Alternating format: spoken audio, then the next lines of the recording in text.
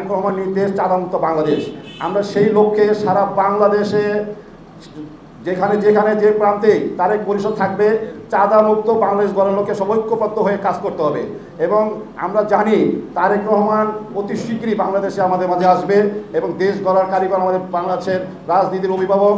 আগামী যদি বিএনপি ক্ষমতা আসে তো বাংলাদেশের রাষ্ট্রনায়ক হবে আমাদের তারেক রহমান, এতে তো কোনো সন্দেহ নাই। তাই আজ কোনো সন্দেহ আছে আগামী রাষ্ট্র তারেক রহমান?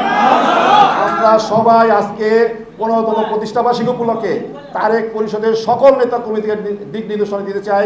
আগামী রাষ্ট্রনায়ক বাংলাদেশে ঢোকার আগে সারা বাংলাদেশে তারেক রহমানের যে 31 দফা যে দাবি যে লিফলেট সারা বাংলাদেশে প্রত্যেকটা পর্যায়ে প্রত্যেকটা দোকান প্রত্যেকটা ব্যক্তির হাতে আমরা তুলে দিতে চাই। আমরা কি পারবো এটা সবাই মিলে? এবং সারা বাংলাদেশে তারেক পরিষদ ঐক্যবদ্ধভাবে আমাদের যে তারেক পরিষদের কিছু দিক নির্দেশনা আছে আমরা তার যারা করবে তারা কেউ কমিটি বাণিজ্য, কেউ চাঁদাবাজি, দখলবাজি কোনো কিছুতে সম্পৃক্ত হতে পারবে না। যারা এগুলি করবে তাদের বিরুদ্ধে কঠোর নির্দেশনা আছে। কমিটি থেকে তো বহিষ্কার হবে এবং আইনানুগ শাস্তিও তাদেরকে দেওয়া হবে। এদিকে সবাই অ্যালার্ট থাকবেন।